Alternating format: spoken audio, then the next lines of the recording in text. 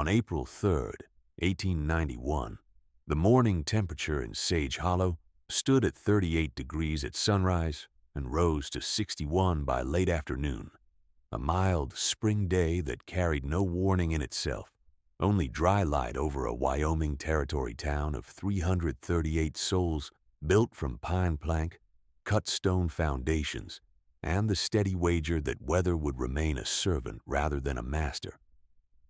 Cottonwood Creek ran thin along the eastern margin, clear but narrow, and the strip beyond it lay white-crusted with alkali, a waste in ordinary reckoning, entered in the town ledger at $1.25 per acre, because no crop of wheat, barley, or kitchen vegetables had held there through a full season.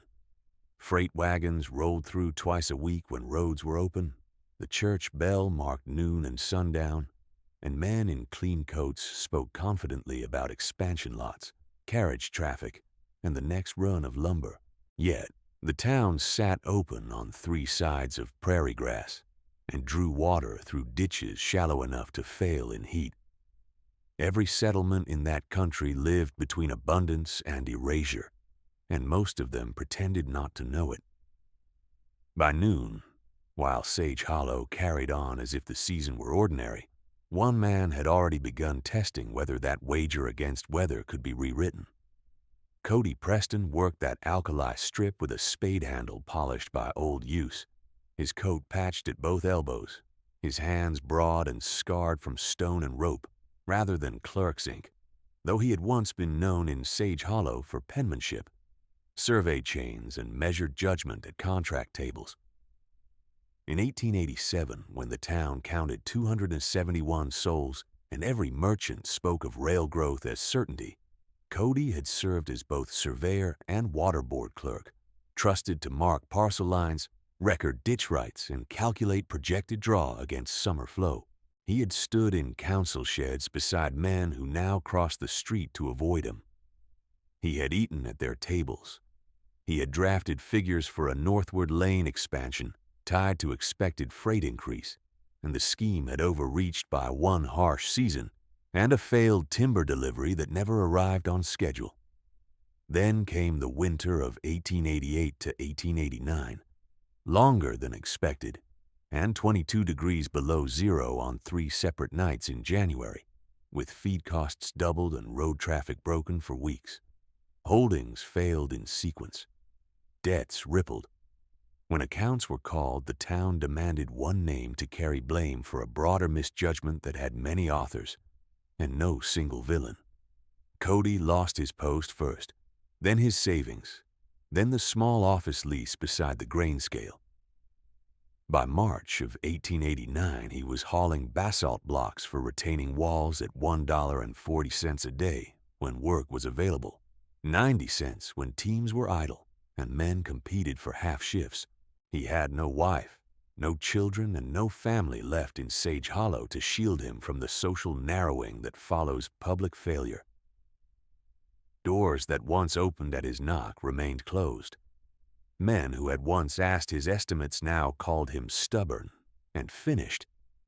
Women at pump lines lowered their voices when he approached, not from cruelty alone, but from the frontier habit of protecting one's own standing by keeping distance from visible ruin. The source of Cody's later discipline did not come from one gifted lesson handed down intact. It came from accumulated correction. He watched where drifts formed against sheds and where heat held longest near thick earth embankments. He listened to freight hands from Nebraska, a retired sawyer from Colorado Territory, and a shepherd who had crossed upland valleys in Utah Territory, each man carrying some practical fragment of survival. Windbreaks mattered more than pretty facades. Water left idle in spring became desperation in August. Trees, if established in belts and fed by grade rather than guesswork, could change fire behavior at the scale of a town edge. During stone hauling jobs, Cody measured ground fall by eye and then by string, checking himself until error narrowed below a quarter-inch over 20 feet. He took notes in a ledger he had kept after losing office, recording ditch failures, evaporation rates in shallow pans, and the cost of replacing charred fence line after 2 grass fires west of Hollow Bend in the summer of 1890. He was not a man given to speeches after loss. He was a man given to revision. By autumn of 1890, with wages saved coin by coin in a flour sack tied beneath his bed frame, Cody purchased 6 acres along Cottonwood Creek that no one else wanted. The transfer was legal, witnessed, and briefly amusing to half the town, since the land had rejected every ordinary ambition set upon it. Men at the general store said he had finally bought ground suited to his prospects. A carpenter named Eli Marin, drunk on payday confidence, called it a museum for mistakes. The phrase traveled. A week later, at the livery rail, another voice coined the name that would cling to the place for months: Preston Folly. The mockery was casual at first, then ritualized, repeated each time Cody passed with tools over his shoulder. He answered once, to an old quarry hand who asked whether the talk weighed on him. Cody set down his shovel, looked toward the creek, and said, "Let them talk if they must. Words do not keep out the wind." He lifted the shovel again and returned to work. The project began with survey stakes cut from scrap pine and marked in charcoal at 12-foot intervals, north to south, across 1,140 feet of frontage where prairie wind entered Sage Hollow with least interruption. Cody selected cottonwood cuttings between 18 and 24 inches in length, thumb thick at minimum, cut in late dormancy and kept wrapped in damp sacking. He set the first row 4 feet above normal creek stage to avoid spring undercut, then laid 3 staggered rows with wagon-width lanes planned between future canopies, though to onlookers the spacing appeared excessive and wasteful. He dug feeder ditches 3 feet deep and 2 feet wide at top line, narrowing toward base to slow collapse, and he carried grade at 1-inch drop per 10 feet, checked by string line, plumb weight, and a carpenter level borrowed for a day at 15 cents fee. Where soil crusted hard with alkali, he broke it by wetting overnight and trenching at dawn while the top layer remained pliable. Costs were recorded in his ledger with clerk's precision: $6 for first wagon of cuttings, $2.10 for borrowed mule hours, $4.80 for nails and salvaged lath bought by weight, $1.35 for twine, $3 for ditch spades from a shuttered claim camp, 75 cents for linseed oil to preserve handlewood, $9.40 for hired help across 4 evenings when trench length exceeded daylight. Each sapling received a guard of scrap lath tied in triangular form, 30 inches high, to reduce trampling and rabbit stripping. At every 40 yards, Cody cut a lateral spill notch that could be blocked or opened by hand, allowing selective flooding during dry spells. He planted, tamped, watered, and marked survival rates with tiny notches on his stake map. Out of the first 312 cuttings, 247 showed viable bud swell by mid-May. Sage Hollow watched and judged. Women carrying wash water paused on the footbridge to count rows and shake their heads. Teamsters slowed just enough to offer remarks about shade promised to grandchildren, rather than paying customers. The town ledger clerk, who had replaced Cody and wore a cleaner coat than the former surveyor now could afford, remarked publicly that a man who had once miscalculated expansion had chosen to miscalculate botany in the same dramatic manner. Some laughter followed. None of it changed the spacing of the rows. Through the first weeks, Cody labored by a schedule that joined wage work and planting without spare hours. He hauled stone from dawn until 2 in the afternoon when contracts held, ate cold bread beside the creek bank, then returned to trench and stake until dark. On Sundays, he repaired ditch walls, sharpened tools, and checked moisture depth with a willow rod. By 21st May, 3 full lines stood planted and fenced, and shallow feeder channels linked each section back to the main draw. By 2nd June, he had extended another 360 feet downstream, despite 2 nights of wind that collapsed ditch shoulders and forced regrading by lantern light. In those same days, the nickname Preston Folly hardened from jest into social verdict. It appeared in conversation at the store scale, on porch benches, and in remarks made within clear earshot whenever Cody crossed Main Street for nails or salt. The project was treated as proof that he had not accepted his fall, and therefore could not be restored to ordinary regard. Yet each evening, as the sun lowered behind Iron Ridge and the creek reflected copper light against the alkali flats, the cuttings held upright in their guarded lines, and small leaves began to unfurl where no one had expected living green. Small leaves began to unfurl where no one had expected living green, and by the first week of June those leaves had broadened enough to cast thin, trembling shadows over the ditch lips at noon. Proof not of victory, but of establishment, which in that country mattered more than praise. The mornings still opened cool, 46 degrees on June 6th, 50 by June 8th, and then warmth settled in with unusual steadiness. Cody rose before sunrise, checked each spill notch with a shovel blade, and walked the rows with a sack of replacement stakes over one shoulder, pausing every 20 yards to press soil at the base of cuttings that wind had loosened. He worked with a quiet that came from attention, while town talk grew louder in proportion to the tree's survival. The first direct challenge came at the store porch when Mayor Harlan Beckett stepped down from a freight crate and blocked the boardwalk half by design, half by habit. Beckett was a broad-shouldered man of 52 years, heavy through chest and waist, his beard clipped square and his vest of dark wool fitted well enough to signal prosperity even in summer heat.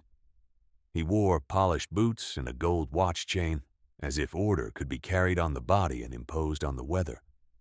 He had built his standing through lumber contracts, land options, and 3 terms guiding town decisions with a confidence most souls mistook for competence. He watched Cody purchase 2 pounds of nails and 1 sack of lime wash, then spoke in a tone pitched for every ear nearby. You are spending coin like a man planting orchard shade for a courthouse that does not exist. That creek barely feeds kitchens in August. You are dragging water into scrub and calling it foresight. Cody set the nails into his canvas satchel and answered without raising his voice. I am setting a barrier where wind enters clean. If fire comes with grass this dry, roofs on the east side will take embers first. Beckett gave a short, dismissive laugh and turned to the men on the porch rail. Hear him. A green wall for ghosts. Preston Folly is now town defense. The line spread by dusk. Boys repeated it in alleyways. Teamsters repeated it at the hitch posts. By the next market day, souls who had never walked Cody's tract spoke of the Cottonwoods as if they had personally inspected and condemned them. He continued. The work became more technical as the rows lengthened.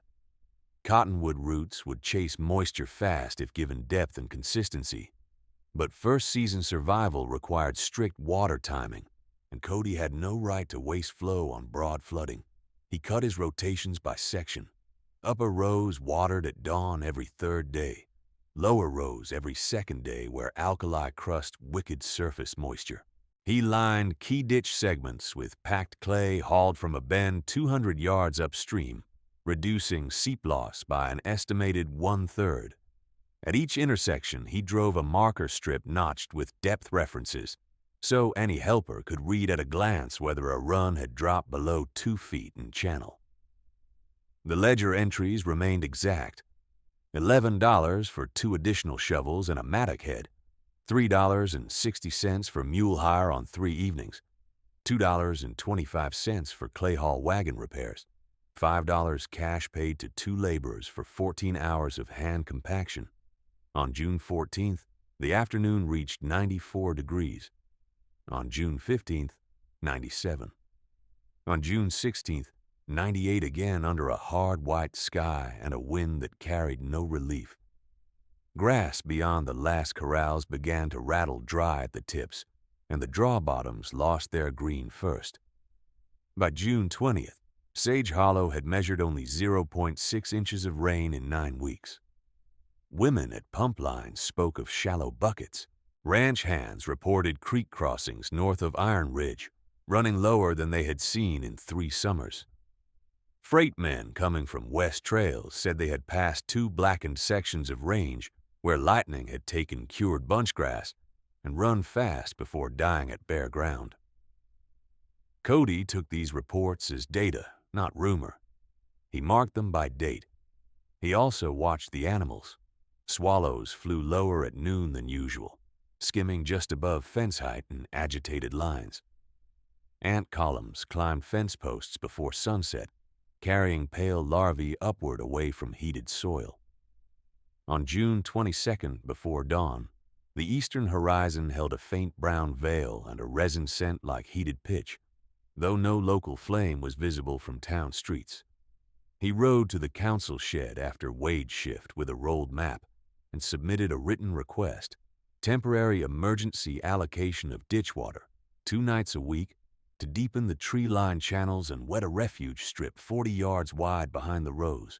He asked also that the carriage lane grading crew be reassigned for 3 days to widen east side fire breaks where weeds had grown against fencing.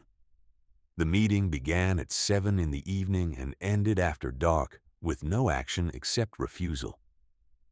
Beckett sat at the center table with the town clerk and 3 council members, sleeves rolled, collar open in the heat, a lantern at his left hand. He read the request, set it down, and tapped one finger on the map as if the gesture itself settled engineering questions. The town did not charter this council to sponsor private experiments. We require that labor remain on the new carriage lane to support trade. We will not divert public water to your grove, nor will we signal panic because grass turns dry in June. A councilman named Arthur Lyle shifted in his chair and asked whether a partial allocation might be possible for 1 week. Beckett answered before Cody could speak. No, if we grant one man emergency authority outside schedule, we invite every anxious voice to demand the same. Sage Hollow is not governed by fear. Cody stood with hat in both hands and replied in the formal register that had once served him in office. This is not fear. It is arithmetic. If a front reaches dry grass under wind, streets do not stop embers. Moist ground and living belts do. Beckett pushed the paper back across the table. Then defend your own acreage with your own rights. Meeting adjourned. By the last week of June, obstruction moved from policy into penalty. A notice appeared at the church post and the store door. Unauthorized diversion from town priority ditch flow would incur a fine of $3 per offense, payable within 10 days. The wording did not name Cody, yet every soul understood its target. 2 boys were seen kicking through his lower fence line on June 28th. By evening, he had replaced the broken lath and found 6 saplings snapped at the base. The next day, he found 11 more. He replanted before dawn, cutting new slips from healthy side shoots and setting them deeper, 6 inches below prior line, where moisture held longer. On June 30th, with heat still above 96 by mid-afternoon, he went to the mill yard for additional guard slats and was told credit had been suspended on his account. The clerk at the scale, embarrassed but firm, repeated the owner's condition. Cash only. $18 per 1,000 board feet. No exceptions. Cody counted coin from a wrapped cloth bundle and bought a quarter load, then took a second half shift unloading freight at the depot to replace what he had spent. He finished trench repairs by lantern with hands shaking from fatigue. The rows remained in place. The first lightning strike came north of town on the evening of July 2nd, a hard flash over dry draws after a storm that gave noise and little rain. Riders sent to scout returned near dawn, reporting 2 active burns west of Iron Ridge, one moving southeast under gusts, another creeping through low grass where old wagon ruts held fuel. Sage Hollow did not yet see flame from Main Street, but smoke began to rise in narrow columns by breakfast and flatten toward town by noon. Church bells did not ring. Store trade continued. Beckett told gathered men that range fires were common and would turn at the next wind. Cody did not wait for wind to decide his duties. He opened every spill notch along his upper ditch, then cut through one bank section to force additional flow toward the shelter lanes he had only partially finished. Water moved slowly at first, then steadied, glinting brown in sun as it spread through the graded channels and sank into dust that had not held wet in weeks. He hired 3 laborers at $1.75 each for night work and promised food from his cellar, besides cash, dried beans, smoked venison, and coffee if they would stay until dawn. They cleared brush between rows, widened turns to wagon width, and staked 2 entrance points from the east road where families could reach Creek Meadow without crossing open lots. Before sunrise on July the 3rd, a messenger from Beckett's office arrived with a folded citation for diversion. Cody read it by lantern light, set it beside his ledger, and continued shoveling. That day the smoke scent strengthened, and ash began to appear in thin gray flakes on porch rails by mid-afternoon. Antagonism that had felt social now became operational. Men loyal to Beckett removed 2 of Cody's lime-washed direction stakes from the east approach, claiming they obstructed carriage passage. He replaced them after sunset with taller posts, sunk 3 feet and braced by cross slats. He marked the corridor edges again, this time with strips of white cloth tied high enough to be seen through smoke. By evening, he had cached water barrels every 80 yards along the lane and covered them with wet burlap to reduce evaporation. No council order supported this work. No town crew assisted. A handful of ranch hands helped in silence and returned to their own places before dawn. On July 5th, just after morning bell, a slight figure crossed the footbridge alone and walked toward the tree rows with urgency that did not match her years. It was Nell Beckett, 13 years old, in a dust-streaked calico dress and unlaced boots, her braid partly undone as if she had left home before anyone could stop her. She stood at the edge of the ditch, breathing hard, and looked not at the trees but at the lanes between them, judging distance with a practical eye inherited from both sides of her family. "My father says this will not reach us," she said, voice tight but steady. "My mother says smoke is already in our attic cloth. If the church yard burns and the store yard burns, where do we run with the little ones and the old ones?" Cody set down his shovel and stepped beside her, following her line of sight down the irrigated corridor toward Cottonwood Creek, where the ground darkened with recent water and the young leaves moved in a wind carrying heat from the west. He answered in plain terms, because plain terms were the only kind useful at such an hour. "You run here, you keep low. You bring blankets soaked through and keep them over mouths. Wagons enter by the east stakes, then turn south between 2nd and 3rd rows. No one stops at the first shade. Everyone moves to the meadow." Nell nodded once, absorbing each instruction as if memorizing school recitation, then asked the question that settled the matter beyond pride. "Will you show the rest of us where to stand?" He looked toward town, where smoke now lay visible behind the rooftops as a brown seam against the sky, and the last trace of private purpose left his labor. "Yes," he said, "all of you." He took a survey stake from the ditch bank, walked Nell to the eastern entrance, and began laying the refuge in words that could survive panic. He measured her stride against his own and marked intervals where children could be handed down from wagons without blocking the lane, then drove 3 fresh posts at the turn with red cloth tied above shoulder height so direction would remain visible through drifting smoke.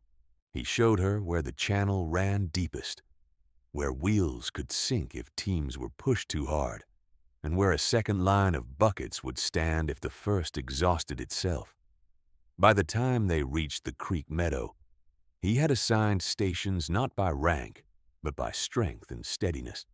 Older men on shovels at the narrow point, women with wet blankets at the lane bends, boys and girls carrying dipped cloth from barrel to barrel where footing remained firm. Nell repeated each instruction without flourish, then returned toward town with the practical haste of a messenger carrying weight beyond her years.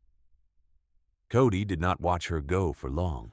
He crossed back to the upper ditch, cut another 6 feet of bank with a mattock, and opened the new channel into the second row where moisture still ran shallow.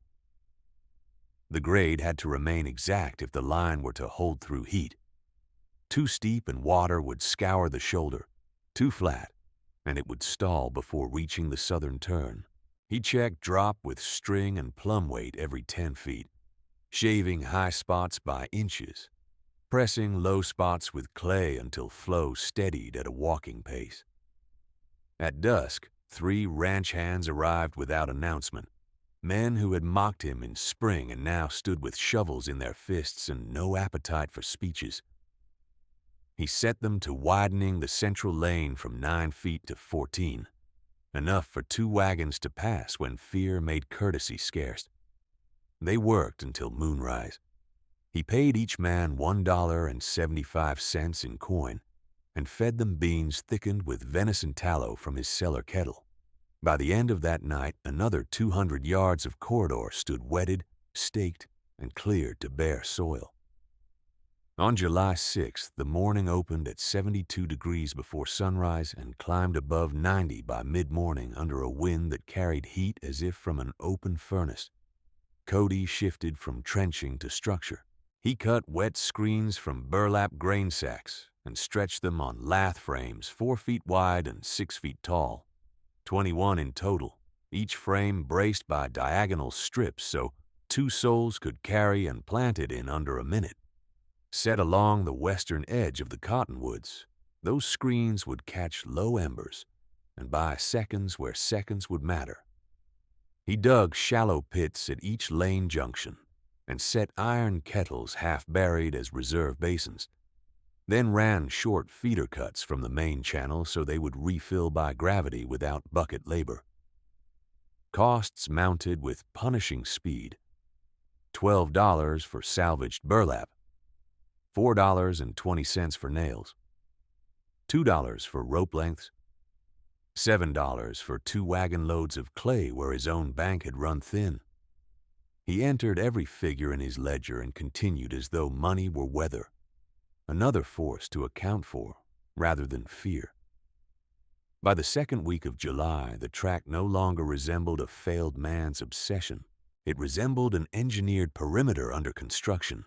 3 staggered rows of cottonwoods now reached nearly a mile in combined length, each sapling fenced, each lane marked, each ditch tied to a controlled spill. He extended the southern return channel 60 yards farther than first planned, so overflow could be directed into the meadow rather than back toward town foundations. He cut 3 emergency crossovers through the row guards, wide enough for handcarts and narrow wagons, and lined their edges with white lime wash renewed each evening. At every 80 yards, he placed a barrel sunk 1/3 into earth for stability, filled by hand and covered with wet canvas. He posted simple board signs burned with letters from a branding iron. East Entry, Keep Moving, Creek Meadow. Even those who still called it Preston Folly now used those markers when giving directions, often without noticing the surrender hidden in the habit. Mockery did not end when utility became visible. It changed shape and hardened. Mayor Beckett ordered a notice read after Sunday service declaring that unauthorized route marking on public approaches would incur a municipal fine and possible seizure of materials used. The notice did not mention Cody by name. It did not need to. 2 deputies removed 6 of his roadside stakes that afternoon and leaned them behind the council shed as if clearing debris. He collected them at dusk, sanded the broken ends, and reset them deeper with stone packed at the base. On Monday, boys sent by older men came again, not to break saplings this time, but to cut the wet burlap from 3 frames and drag it through dust, leaving torn strips along the road where all could see. Cody gathered each strip, washed what could be saved in creek water, and patched the rest with flour sack cloth sewn by a widow named Eliza Van, who sent the repaired pieces back by her son without asking payment.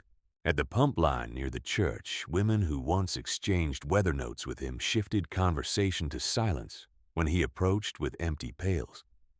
At the store scale, a clerk announced loudly that credit remained suspended for private fortifications, drawing nods from men who still believed that authority could outlaw danger by refusing to name it. Beckett himself appeared twice at the track boundary in a clean linen shirt and broad hat, flanked by a councilman, and offered remarks designed for listeners more than for Cody. "You are building lanes for smoke to run faster," he said on the first visit, gesturing with a cane toward the opened rows. "If this town burns, do not say no one warned you against your own vanity." On the second visit, he stood beside a half-filled barrel and spoke to Arthur Lyle in a carrying voice. "A green wall for ghosts, and now he paints signs for them." Laughter followed, thinner than before, but still present. Cody answered only with assignments. He gave ranch hands depth marks to cut.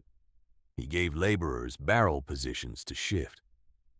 He gave Nell, who came in daylight with 2 other girls from the Beckett household kitchen, a map board and charcoal, and had her copy lane names in clear block letters until every turn could be taught by memory. When asked directly why he tolerated sabotage, he replied in the same register he had used since spring. "We do not have spare time for grievance. Set that post 2 inches north." The line traveled through Sage Hollow and came back, altered, mocked, repeated, then gradually respected because the work behind it did not pause. Men who had once crossed the street to avoid him began crossing it to ask where to place a shovel after shift. Not many. Enough. 3 days passed before the next council meeting, and smoke thickened each day, though no flame yet crowned the ridge. Freight crews arriving from the west reported black ground near Dry Elk Draw and stinging ash at noon 10 miles farther east. Railmen at the siding produced wind figures from hand gauges, sustained gusts above 30 miles per hour after midday, with stronger bursts near 40 in open sections. Cody copied the numbers into his ledger and requested, again in writing, that firebreak crews cut the east lots down to mineral soil, at least 20 feet wide. Beckett tabled the request, then spent public labor laying gravel at the carriage lane entrance to satisfy merchants expecting autumn trade. At supper tables that night, Souls repeated his assurance that range fires usually split at creek bottoms and that Sage Hollow had nothing to fear if each household kept a bucket near the door. The land itself contradicted him in plain signs. Swallows began flying not merely low but erratic, breaking formation and turning hard as if chased by heat columns invisible to the eye. Ant lions climbed porch posts with eggs held in their jaws and remained above sill height even after sunset. Coyotes crossed the north road before noon, tongues lolling, moving east in pairs toward water they normally avoided near town. On July 11th, Cody found rabbits sheltering under wagon tongues in open daylight, a behavior old trappers along Cottonwood Creek had long treated as a warning of fast-moving fire pressure. At dawn, the sky took on a copper-gray tint, though no storm front formed, and ash settled on wash lines in flakes the size of fingernails. The creek itself smelled faintly of pitch by afternoon, resin carried in from burned draws upstream. Cody dipped a cloth, wrung it once, and held it to a ranch hand's nose. "That is not local timber smoke," he said. "That is front smoke. It has distance and volume." Many heard. Few altered plans. Some called the signs frontier superstition dressed as arithmetic. Others accepted the evidence but deferred action, trusting that formal orders would arrive if true danger existed. Institutional delay became its own form of denial.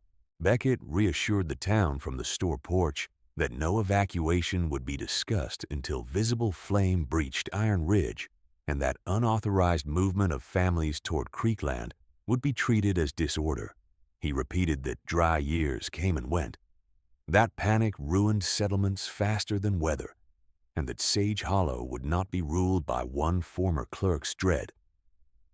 Behind him, shelves that had stood full in spring now showed irregular gaps where flour and lamp oil had sold out to households quietly preparing anyway, each family unwilling to confess fear, but unwilling to remain empty-handed. On July 13th, just before sunset, Cody climbed the low rise above his southern ditch and watched the western horizon flatten into a brown wall that erased the far line of bunchgrass. He timed Emberfall on his sleeve. First 1 fleck in a minute, then 3, then 7, each still warm when pinched between calloused fingers. He rode at once to ring the church bell himself, but Reverend Josiah Pike met him at the steps and said the bell would not sound without mayoral instruction, lest unnecessary alarm bring stampede. Cody did not argue. He turned his buckskin mare, rode lane to lane, and used his own voice where policy denied the bell. Bring soaked blankets, bring water pails. Move old folk first. Ease stakes. Keep low. By full dark, smoke pressed into town streets thick enough to blur lantern halos at 30 yards. Cody's cottonwood leaves, still young and narrow, rattled in hot wind above wetted ground that now gave off a damp mineral scent unlike any other place in Sage Hollow. Along the marked corridor, barrels stood full, screens stood ready, and families began to gather in uncertain clusters, some ashamed to be there, some too frightened for shame, all looking west for a line of flame that had not yet appeared and would not be denied for long. The line of flame showed itself at last as a low orange seam beyond Iron Ridge, then rose in less than 10 minutes into a moving wall that climbed and folded on itself, not a single front but many tongues running together, where cured grass, fence rails, and dry draws offered uninterrupted fuel. At 9:20 in the evening on July 13th, the air at the church thermometer still held at 91 degrees, and gusts drove from west to east, hard enough to bend laundry poles and tear 2 shingles free from the Reeves boarding roof. Embers crossed the first pasture before any rider could return with updated reports. They came in sheets, bright for an instant, then black, then bright again when they landed in straw piles, porch tinder, and wagon grease. Sage Hollow had expected warning, process, committee, and order. Fire granted none of those courtesies. When the first roof caught near the west corrals, Cody went to the church and called for the bell. But Reverend Josiah Pike, gray-faced at the rope, refused to ring without mayoral authorization. The bell stayed silent while seconds burned away. Men ran toward their own buildings first, as men on the frontier nearly always did. Bucket lines formed and broke in the same minute when sparks landed behind them. The new carriage lane, still rough-laid with fresh gravel at Beckett's insistence, became a channel of confusion where wagons met head-on and teams reared at blowing ash. Cody moved through that disorder with the blunt authority of necessity, taking alarm into his own voice and driving lane-to-lane warnings by arm and shout toward the lime-washed stakes and irrigated lanes he had prepared. "East entry," he called. "Keep moving. Do not stop at the first row. Meadow line, all of you." By 10:05, the first block west of Main Street had failed. Pine plank walls that had dried through 12 rainless days ignited at eaves and window trim, then ran upwards so fast that household water barrels might as well have been sand. The mercantile awning burned through, dropped, and threw sparks into the street. Behind it, Beckett's lumber yard became the hottest point in town in less than 4 minutes, stacked board feet turning from asset to furnace under his own painted sign. The man who had measured standing by inventory and contracts now stood in a whirl of heat and shouting, coat thrown over one shoulder, trying to order teams toward piles already burning at both ends. No one obeyed for long, because no order could reverse flame once it had found kiln-dry lumber and tarred rope. Cody saw the yard ignite from the northern turn and shifted his crews immediately. He set ranch hands to planting wet burlap screens along the western edge of the cottonwood rows, one frame every 20 feet, angled to catch low embers before they could skip into the refuge corridor. He assigned Nell Beckett and 2 older girls to the barrel run, filling cloth and passing it forward without pause. He sent Arthur Lyle with 6 men to clear a fallen wagon at the east entry, and when Lyle hesitated between his own house and the lane, Cody pointed to the stalled teams and said, "If this clogs, many houses become one grave. Clear it now." Lyle went. At 10:40, wind shifted 5 degrees north and drove the main front across Beckett's yard into the wagon sheds behind it. One roof sagged, then dropped in a roar of sparks. Beckett disappeared in the smoke at the southern wall while trying to cut loose a mule team.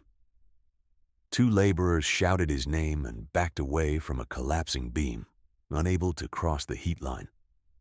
Cody handed his shovel to Thomas Hale, the 17-year-old livery hand who had been running horses east since Cody's first street call, and pulled a soaked blanket over his shoulders. He crossed low through the smoke, reached Beckett by the harness rack, and dragged him clear by the collar and belt to open ground where bucket men could reach them.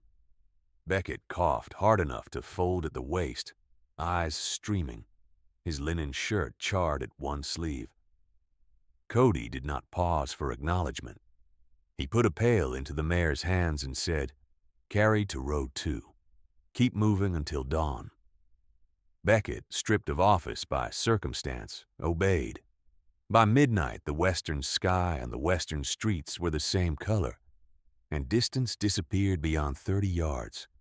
The cottonwood lanes held because water held. Mud formed where Cody had forced overflow through the second channel, and that mud stopped creeping grass fire at ground level while the young trees and screens broke the force of ember swarms overhead. Families entered in waves. First those closest to the east road, then households pushed out of central blocks as heat made interiors unlivable. Carts carried bedrolls, ledgers, and kettles. Many carried nothing except children and blankets. At each lane bend, wet cloth was pressed to mouths and noses as Cody had instructed. At the meadow edge, women from 3 streets organized by instinct rather than title, laying out places for elders, setting the least smoke-exposed ground for infants, and sending runners back with pails as soon as breathing steadied. The structures that had signaled prosperity failed with terrible impartiality. The Whitcomb house, built with decorative gables and imported trim, lost its roof before the smaller sod-roofed tenant cabins behind it even caught.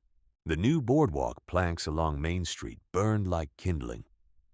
2 freight wagons loaded with lamp oil casks detonated in sequence near the scale house, and men abandoned that block entirely. Cody's own dug root cellar, half-sunk and clay-lined, held temperature and stores exactly as designed, and he opened it without ration argument, issuing dried beans, smoked venison, and tallow by measured scoops so night crews could remain at stations. The contrast required no speech. Expensive plans failed. Prepared ground held. Near 1:15 in the morning, Lena Pritchard was seen at the schoolhouse door with a satchel over one shoulder and attendance books tied in twine against her chest. She had already escorted 12 pupils to the east lanes earlier in the evening, and several women shouted for her to leave the building and run with them. She answered that term. Records and family certificates would be needed when claims were filed, then re-entered through the smoke for a second armload of slates and copybooks. The roof over the rear classroom gave way before she returned. Men reached the threshold with wet blankets and poles, but heat drove them back. At dawn, when the wall cooled enough to approach, They found her near the desk row, one hand still on the satchel strap. The books were intact. She was not. A little before 2 o'clock, Thomas Hale led 6 panicked horses from the livery annex, after cutting each halter line by lantern light when knots would not loosen in his shaking hands. He struck the last gate pin with a hammer, drove the animals toward creek ground, and turned back because he had heard one mare still kicking in the rear stall. He got the mare out. On his second pass to clear tack from a blocked doorway, smoke overcame him near the hitch rail. 2 men pulled him into open air and worked over him for many minutes with water and cloth. He did not survive to sunrise. The 6 horses he first released were later counted among the teams that hauled water through the second day. Ruth Norden, the town midwife, moved all night between shelter line and cellar cache with a handcart loaded in careful layers, laudanum vials wrapped in cloth, bandages boiled and dried, willow bark, camphor, and clean jars. She had delivered half the town's children over 14 years and knew every family by first name and fever history. Just after dawn on July 14th, she made one final trip toward the northern lane where a group of elders had been moved from 2 burning cottages. She arrived, handed down the medicine crate herself, gave clear instruction on dosing for smoke cough, then sat on an overturned bucket and could no longer draw full breath. They laid her in the shade behind the 3rd row with wet cloth at her throat and wrists. She died before noon, while the line she had supplied continued treating the living through the worst heat of day. Those deaths settled over Sage Hollow with a weight heavier than flame. Men who had shouted over bucket rights in spring stood silent beside the meadow, passing water in rhythm because silence was all they had left that did not waste air. Mothers counted children by touch whenever smoke thickened and recounted them when wind eased, as if numbers might hold against uncertainty. The town still burned in sections through July 14th and into the following night. 41 structures were damaged beyond repair or reduced to ash by the time the western edges cooled enough for full entry. Yet 335 souls remained alive because movement corridors existed, because water had been placed before panic, and because a mocked belt of young cottonwoods interrupted the fire's clean run into open creek ground. Shortly after first light on July 15th, with flames reduced to stubborn pockets and crews digging hot spots from collapsed beams, a small delegation crossed from the meadow to Cody's ditch line carrying no symbols of office. Nell Beckett walked first. Soot streaked across her forehead, followed by Arthur Lyle, Reverend Pike, and finally Harlan Beckett in a smoke-stiff shirt with no coat, no chain visible, and both hands blistered from pail handles. They stopped at the point where the first stakes had once been kicked loose in June. Cody stood knee-deep in ditch water, resetting a breached shoulder with clay before the next wind could undo it. Nell spoke before the men could arrange their dignity. There are families still north of the school lot, with no clear way to move if the stables flare again. We need another lane, and we need it now. Cody stepped out of the ditch, took a measuring line from his belt, and asked only for numbers. How many wagons can still roll? How many elders cannot walk? How many hands can dig? Arthur Lyle answered in clipped phrases. 9 wagons fit to move, 23 elders needing carriage, 40 hands if assigned. Beckett met Cody's eyes then, not as mayor to former clerk, but as one laboring man to another in the aftermath of proven error. His voice was rough from smoke and effort. I blocked your water and mocked your work. Set me where you need me. I will carry until the line holds. Cody handed him the mattock.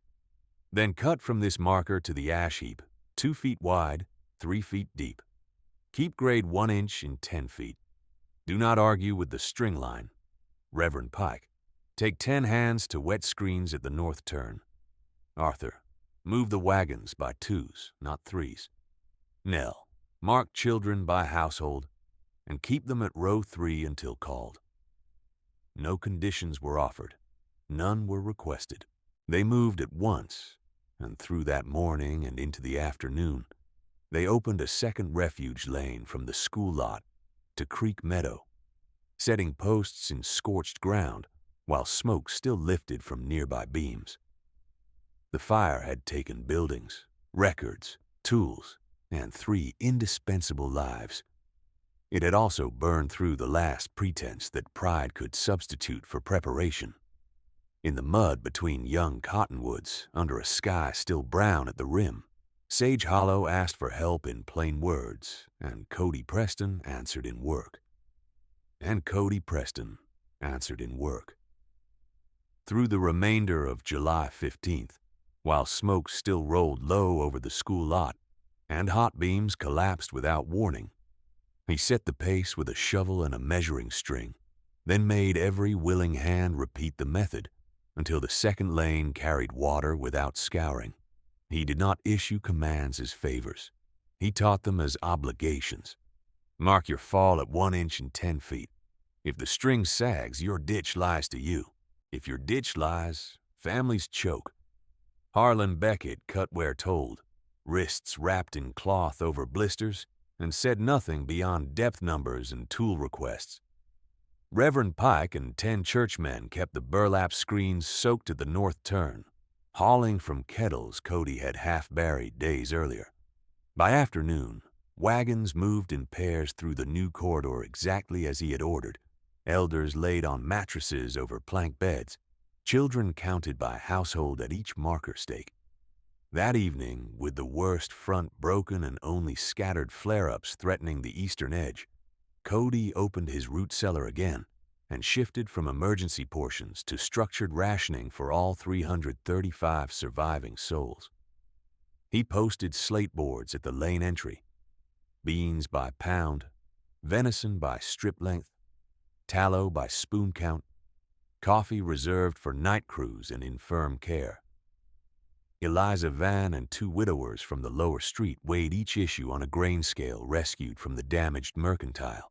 No one argued when his figures ran strict, because strict arithmetic had already kept them alive.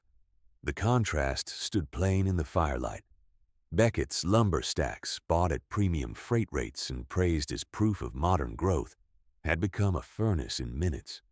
Cody's modest cellar, clay-lined and half underground at a total cost of $63.70 over 2 seasons, held food safe through 2 nights of heat and smoke. Expensive confidence had failed fast. Patient preparation endured.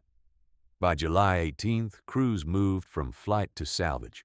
Cody organized recovery by zones rather than family name, setting 1 crew to clear chimneys that could be reused, another to pull nails from fallen planks, another to scrape ash pits down to mineral soil so hidden embers would not reawaken under wind.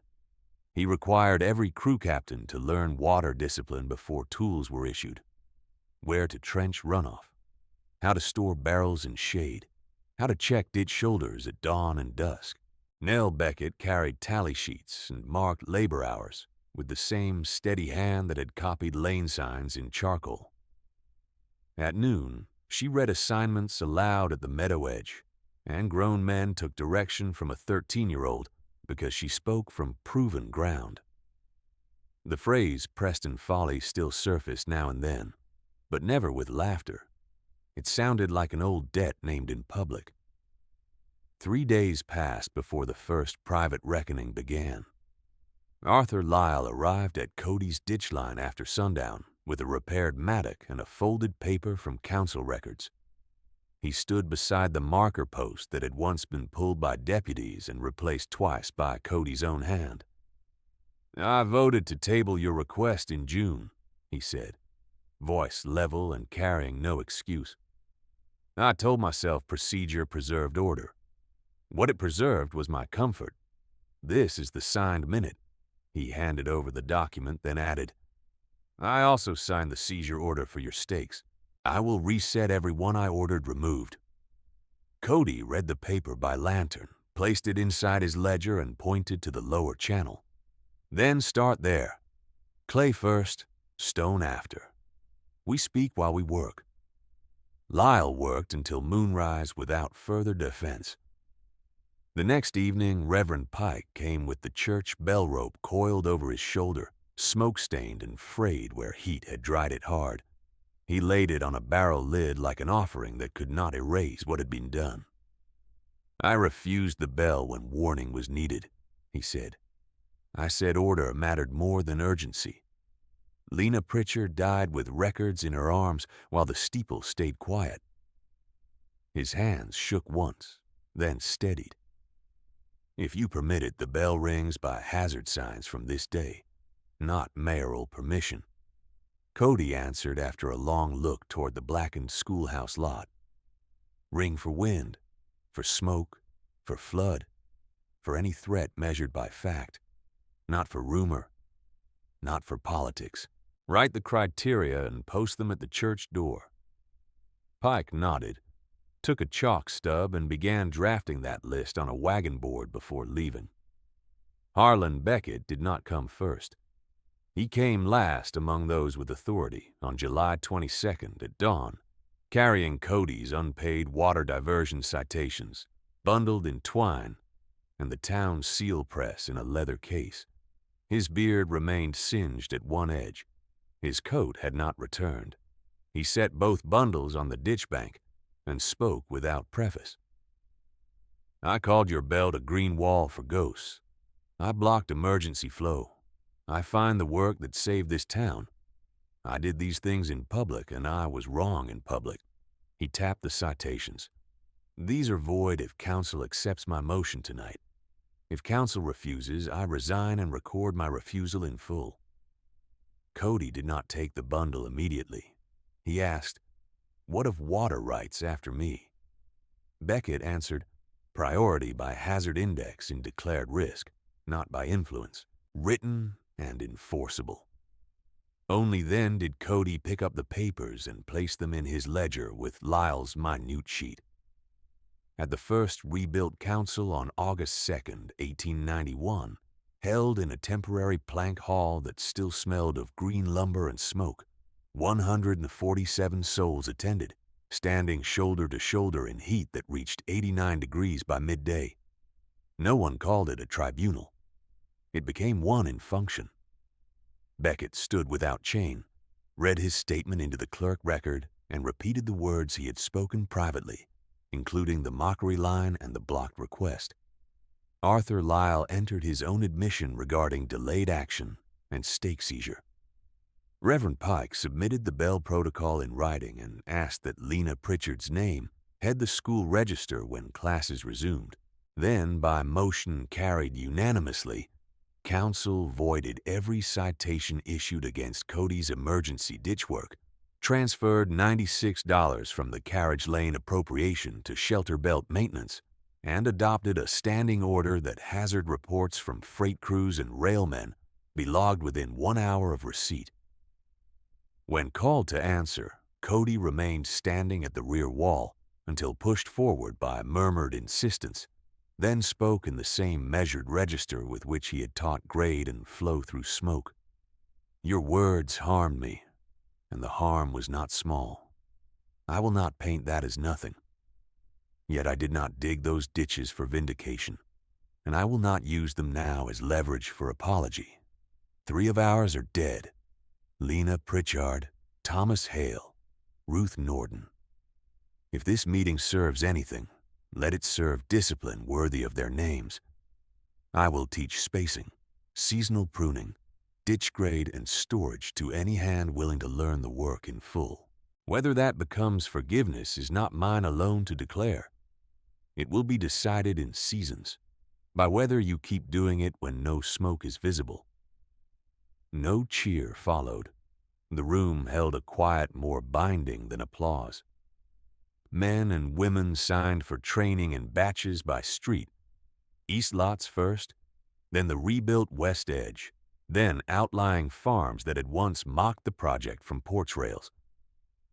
Through September and October, Cody ran dawn lessons on tree care and afternoon lessons on water control.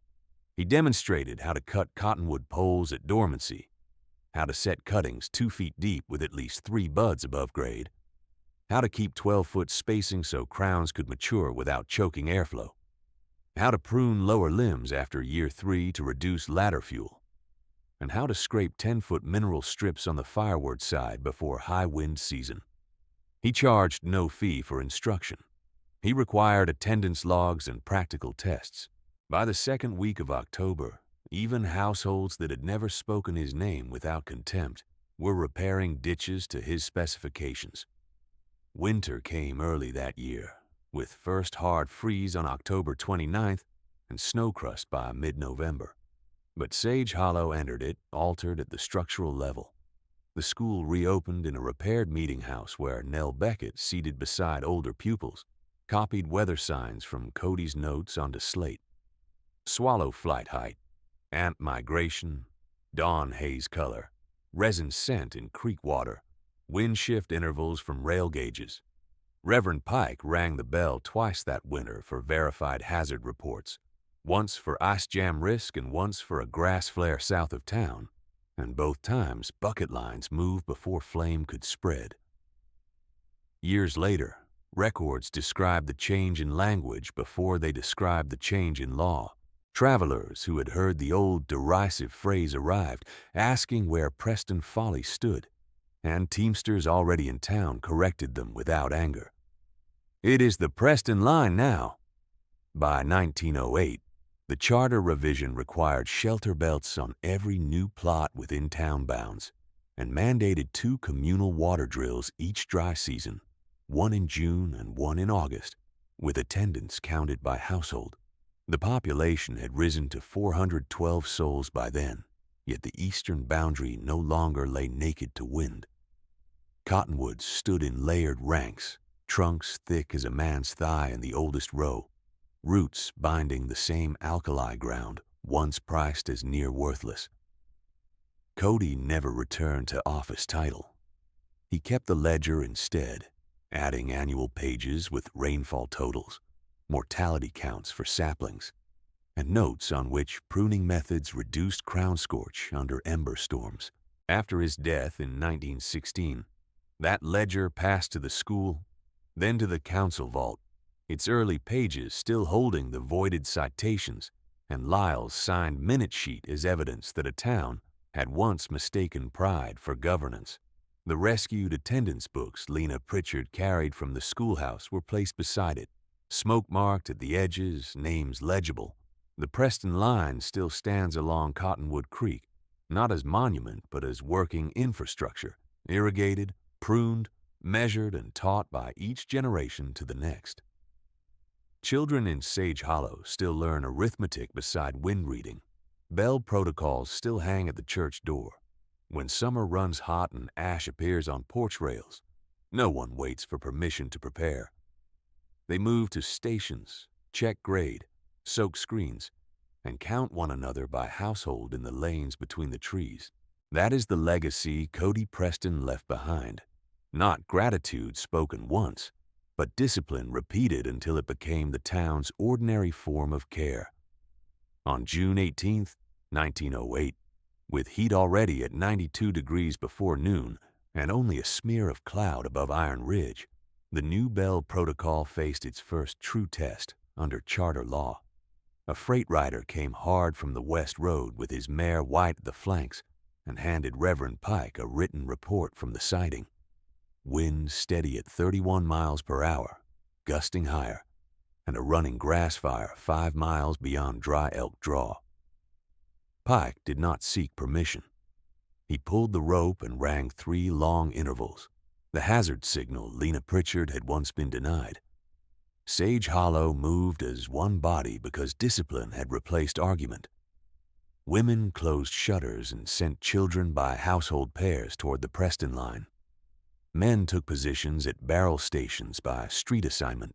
Nell Beckett, now 29 and teacher of the lower forms, stood at the east entry with a slate board and called names until all pupils were accounted for, then sent older boys to wet burlap frames under Arthur Lyle's direction. Cody, gray at the temples and slower in the knees but exact as ever, checked ditch grade with string and plumb, opened the upper spill notch, and watched water darken the lane floor in a continuous sheet.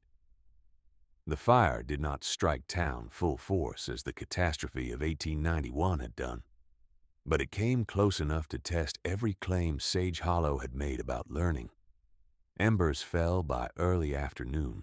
One landed in the dry eaves of a rebuilt carriage barn, owned by a prosperous cattle buyer who had invested in decorative trim and iron finials, yet neglected the required mineral strip on his north side. The trim burned hot and fast. 2 hired hands shouted for help, and Cody sent 4 crews with soaked screens, not to save the ornament, but to keep the barn from throwing sparks across the road toward families moving through row 2. Buckets passed in measured rhythm. The walls blackened. The roof failed. The lane held. At the meadow edge, Cody opened reserve stores without waiting for council instruction, exactly as he had done years earlier, when lives depended on calories and order more than on appearances. Beans from communal bins, venison from smoke racks, and boiled coffee for line crews were issued by weight on a table made from salvaged school planks. Harlan Beckett, older now and visibly diminished through shoulder and breath, stood beside Eliza Van and measured portions with a brass scoop, calling each household by name. No soul went away empty-handed. The contrast remained plain enough for children to see. One expensive building had failed through vanity in less than an hour, while the plain systems built by patience fed and steadied 412 souls through the danger window. By sundown, the western front bent south along a rocky draw and lost force where fuel broke. No additional structures were lost. No lives were taken. The town gathered that evening beneath the tallest cottonwoods, trunks thick and leaves whispering above lantern light, not for celebration but for accounting. Soot-marked cuffs and collars. Faces were lined by heat and memory. The old phrase, Preston Folly, was spoken aloud again for the first time in years, but in a different register, as if each syllable carried a weight that had to be set down carefully. Arthur Lyle rose first, holding his hat in both hands. I said in council that process mattered more than urgency. I used that sentence to excuse inaction when warnings were specific and measurable. I signed the paper that removed your stakes. I watched those same stakes guide wagons with elders and smoke. I was wrong then, and I was wrong in a way that cost trust, not merely time. Reverend Pike followed, voice thinner than in his pulpit years. I refused the bell once because authority had not spoken. That refusal cannot be repaired by any sermon I have preached since. Today I rang at first evidence as written because that standard was bought by hard loss. I say this publicly so no one mistakes policy for virtue when danger is plain. Then Harlan Beckett stood. He no longer filled a room by posture. He stood like a man who had carried years in sacks, one over each shoulder. I called these trees a green wall for ghosts, he said, and the line passed through the crowd like a known wound touched in daylight. I blocked water to this ground, find diversion, and taught others to laugh. Cody Preston pulled me from my own burning yard and put a pail in my hands. He did not bargain for apology. He set me to work. I have tried to work since. I ask no absolution tonight. I state the record so the young hear it from my mouth, and not as softened tale. No one clapped. The cottonwood leaves moved in a wind that had finally cooled, and the sound resembled steady rain on distant roof boards. When voices turned toward Cody, he remained seated on an upturned barrel for a long moment, palms on his knees, eyes on the ditch line that still glinted in late light. He stood only when Nell Beckett stepped closer and said, quietly but clearly, "They have spoken. Now, teach us what to keep when memory grows comfortable." Cody answered in the same measured cadence that had carried through smoke years before. "I will not give you a speech about forgiveness, as if it were a receipt signed once and filed away Harm was done here. Some of it cannot be mended because Lena Pritchard, Thomas Hale, and Ruth Norden are dead and will remain dead. Speak their names when you run drills. Set an empty chair for each when the school term opens. That is first. He looked across the rows, from the mayor's family to ranch hands to children with soot still in their hair. Second, do not mistake this belt for magic. Trees alone do not save towns. Measurement saves towns. Maintenance saves towns. Sharing saves towns. If ditches silt, if barrels stand dry, if signs fade, these trunks become scenery and nothing more.